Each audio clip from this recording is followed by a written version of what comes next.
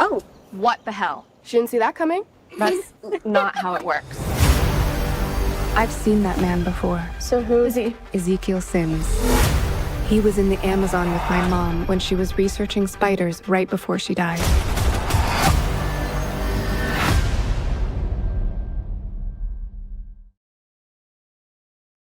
Though once considered a way for studios to essentially print money, the current state of the superhero genre is bad.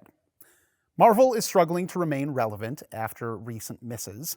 The Snyder-tainted DC universe has been humanely euthanized after years of mediocrity, with James Gunn now set to take over, and the Sony live-action Spider-Man universe has been misguided from day one.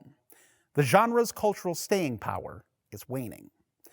If you've seen Madam Web, the first of 3 baffling Sony Spider-Man films this year that don't actually feature Spider-Man, you'd be forgiven if you thought that the studio was actively trying to kill the genre themselves. An audaciously 2003 film that feels more like a bad slasher film at times than your run-of-the-mill superhero film, Madam Web is incomprehensibly stupid. Based on a Marvel Comics character that they had to completely change for this ill-conceived story, Madam Web follows Dakota Johnson's narcissistic and sociopathic ambulance driver, Cassandra Webb, with 2 Bs, who discovers that she can see the future. I can see the future! When she sees an evil spider person in a cheap black costume attacking a group of 3 girls in her visions, she must intervene to save them and find the most Looney Tunes way to defeat this new villain. Madam Web is a big-budget flop dumber than most. The editing is atrocious, constantly disorienting the viewer and trampling all over the performances of its cast. The script is somehow even worse, hamstringing the performers further with bad exposition-heavy dialogue. The chemistry between the 3 high school girls is uneven, with moments of fun and even longer stretches where it feels like they are all waiting for the next line. But the most glaring issue, and the funniest, is with our evil Spider-Person villain, Ezekiel Sims. Played by Tahar Rahim, who is blameless, it appears they did ADR for his entire performance, a process where an actor re-records their audio and it is inserted in post. Unhelped by a terrible sound mix that makes this obvious, Sims is a laughably dumb villain, and I loved every second he was on screen. Yes, I am a Madam Web defender, in that I think sometimes there can be beauty, or at least comedy, in failure.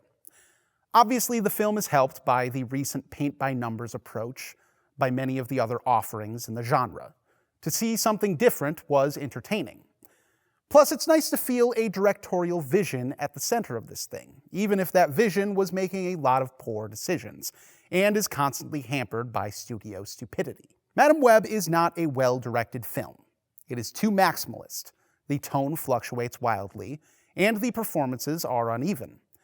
But there is an interesting visual style that at times succeeds, and at least is taking big swings, even if many of them miss. But beyond that, the real reason Madam Web turned out to be such campy, stupid fun is Dakota Johnson.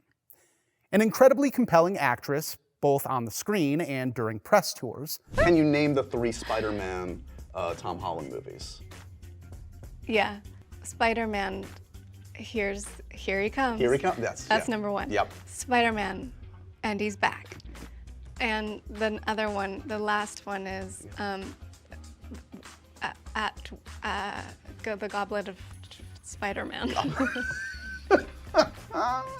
Johnson gives the most consistent performance in the film, largely because it seems like she didn't care the entire shoot. There's something very interesting about watching a talented performer like Johnson really lean into not giving a single F. It kind of works for her character, who is a woman who has a hard time caring about much, but it also leads to some incredibly hilarious line readings that had my theater absolutely cackling. There's a particular scene at a baby shower that is the cornerstone of Johnson's performance, and is an example of why it is so damn funny. So no, when I say that I love Madam Web, I'm not talking about loving it for its quality. It is a very poorly constructed film, that is obvious. But sometimes it's just really fun to watch the building burn nonetheless, and the decisions made here are so baffling that many of them become unintentionally hilarious. Plus, in a genre that has become so static, filled with movies that refuse to swing for something above mediocrity, a fun, visionary failure can jolt you awake and give you a thrill. Madam Web at least succeeds in that.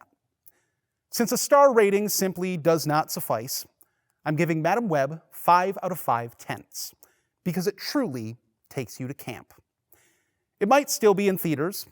Either way, watch it if you find enjoyment in truly bad movies.